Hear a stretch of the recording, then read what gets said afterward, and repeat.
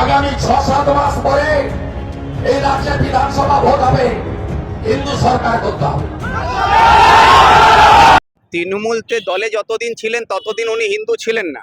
উনি বিজেপিতে নাম লেখাওয়ার পরে উনি হিন্দু হয়েছেন। তো ওনাকে বিজেপি বোধহয় পয়তা পড়িয়ে ওনাকে হিন্দু তৈরি করেছে, সেই জন্যে উনি এইসব কথা বলেন।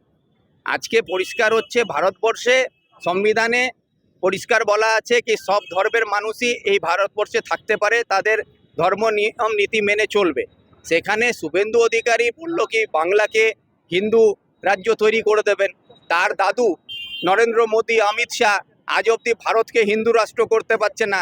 তো শুভেন্দু অধিকারী কোন অনুপাল আছেন যে পশ্চিমবাংলাকে হিন্দু রাষ্ট্র করে দেবেন, রাজ্য করে দেবেন?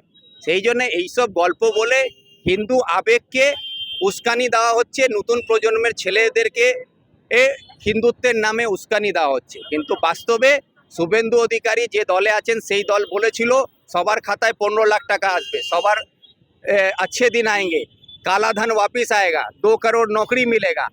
এই কথাগুলো আজকে শুভেন্দু অধিকারী কেন বলেন না? আজকে সেইগুলো প্রশ্ন শুভেন্দু অধিকারীর কাছে আমরা করছি। সাথ সবকা বিকাশ এই কথাটা যে বলতেছেন, তো এই সবকা সাথ সবকা বিকাশ, বেটি বাঁচাও বেটি পড়াও, এই সব কথাগুলো সব হচ্ছে চুনাবি জমলা। যেভাবে 15 লাখ रुपया सबके जेब में आएगा, অমিত শাহ পরিষ্কার করলেন कि 15 লাখ रुपया आएगा, ये चुनावी जुमला था। তো এগুলো হচ্ছে চুনাবি জুমলা। এখানে সবকা সাথ সবকা বিকাশ হলে ভারতের সংবিধানের মধ্যে যে অধিকার সকল মানুষকে দেওয়া আছে তাদের সকলকে নিয়ে বিকাশ করতে হবে। তাতে শুধু হিন্দু নাই, সেখানে মুসলিম আছে, শিখ আছে, ইসাই আছে, সমস্ত ধর্মের জাতির মানুষকে নিয়ে বিকাশ করতে হবে। সেই বিকাশ করার যদি চিন্তাভাবনা থাকতো বিজেপি দলের, নরেন্দ্র মোদীর, তাহলে সেই দিকে দেশকে এগিয়ে নিয়ে যেতেন।